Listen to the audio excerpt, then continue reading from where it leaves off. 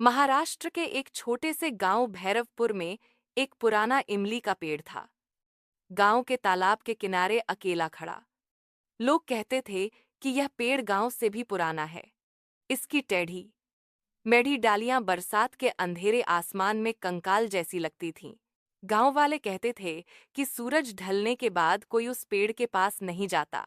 वहां एक आत्मा भटकती थी, सुशीला नाम की विधवा औरत की।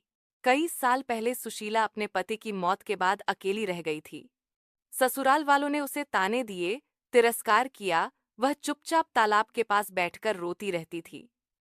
एक तूफानी रात उसने अपनी साड़ी उसी इमली के पेड़ की डाल से बांध ली और फांसी लगा ली। उस रात के बाद गांव में अजीब घटनाएं होने लगीं। मवेशी गायब होने लगे। बच्चों को रात में कोई उनके कान में फुसफुसाकर कुछ कहता था।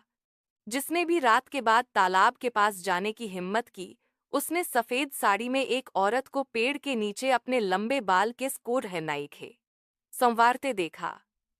वह धीरे धीरे लोरी गुनगुनाती रहती।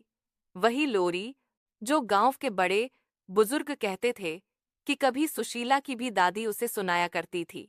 राजू की दादी भी अक्सर उसे वही पुरानी लोरी सुनाया करती थी। नींद लोरी नहीं, जैसे कोई अधूरा रहस्य। एक गर्मी में गांव के लड़कों ने राजू नाम के एक निडर लड़के को चुनौती दी, अगर हिम्मत है तो आधी रात को इमली के पेड़ के तने पर लाल धागा बांध कर दिखा दे। आधी रात को, जब पूरा गांव गहरी नींद में था, राजू अपनी दादी के कमरे के बाहर से गुजरा। दादी सो रही थीं, मगर उनकी नींद में भी होंठ उसी लोरी को बुदबुदा रहे थे। राजू की रूह कांप गई, पर उसने डर को हौंसी में उड़ाया।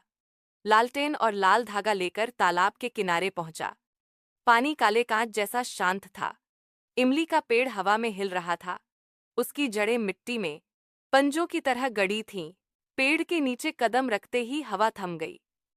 चारों तरफ अजीब ठंडक फैल गई। उसे लगा कोई पीछे खड़ा है, मगर मुड़ने पर वहां कोई नहीं था। कांपते हाथों से उसने तने पर धागा बांधना शुरू किया। तभी वही लोरी फिर सुनाई दी। एक धीमी सी आवाज, ठीक वैसे ही जैसे दादी सुनाती थीं। मगर ये आवाज दादी की नहीं थी, ये सुशीला की थी।